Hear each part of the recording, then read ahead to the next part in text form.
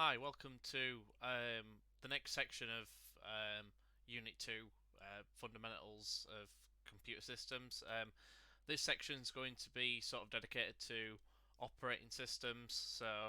A lot of you will already sort of understand what an operating system is. I mean, you need to use an operating system in order to obviously use your computer, and you're using one right now in order to view this video. So I know you'll have some understanding of it. For this, we need to talk about multiple different types of operating systems. So we'll go over different types and also what can affect the choice of doing or having different types of operating systems. So we will go into a little bit of detail about that. But you do need to know the different types of operating system and why you might use certain ones for certain organizations or certain user needs or anything like that. So um, that being said, I'm going to get straight into it. So, with uh, operating systems, so I'll be talking this week about obviously the system types. Some people have heard of the kernel before. I'm going to briefly go over what this is and what this means, and then obviously we need to go over the factors that affect the choice of getting an operating system, depending on all sorts of different factors. So, a lot of you will have seen this before.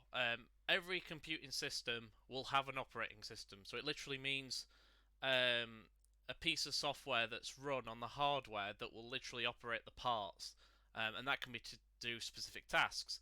So it might be that you have operating systems that literally just move parts in a computing system, because a computing system doesn't necessarily have to have a graphical output. It could just be um, command line based, or it could even just be an operating system that doesn't use any sort of visuals. Like Alexa, that has an operating system. If you've ever used an Alexa device or a Google device, you can speak into it. That's its operating system. It is an operating system, it's just different. So it depends on what type of thing it is. Um, but the software basically allows all the hardware components to work together, and it regulates everything that should be running in the computer. So it literally runs your system. That's why it's called an operating system, an OS. That is the whole point of it. Obviously, Windows, we've got a few others there. So we've got Chrome OS is another one, Linux and Mac OS. All of these have been commonly used and are becoming more and more used as well as time goes on. They're becoming more mainstream because Windows was one of the first sort of mainstream operating systems that we use in computers, but now it's becoming more. Um, it's still one of the biggest ones by a long way, but obviously Mac. There's a lot more people using Mac systems now and Linux systems, especially Chrome as well. Chrome OS, if you've got a Chromebook, people use them a lot more often than Android. So there's so many different operating systems. It depends on what you need it for.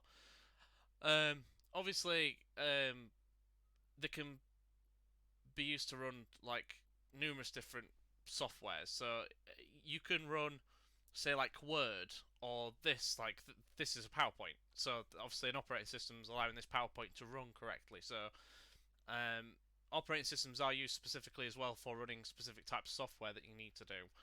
Um, Obviously, with hardware components, some softwares will need other hardware components depending on what it is. So, if you had a game, for example, you would probably need a graphics card because the graphics card would be used in order to obviously produce the graphics or maybe even do some of the physics calculations in a game.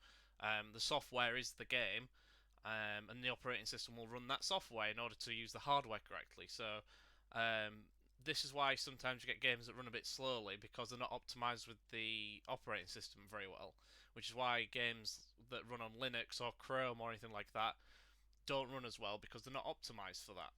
It depends on how it's optimized. So that's just a quick sort of overview of an operating system. Obviously, we'll go into more detail in some of the other videos, but this is just an overview of what an operating system is and what it is used for. When we get onto the kernel is um, a system that acts between the software and the hardware itself. So I will go into that in a bit more detail, but this is just an overview video, as I've said before. So yeah, so that's the overview of an operating system. You will need to thoroughly sort of get this down because when it comes to the exam, an operating system question will come up. So you need to make sure that you know all the different operating systems and why you might choose one or the other. So please watch this and please watch some of the other videos because they will explain how it's done. And obviously I'll talk to you all in class as well.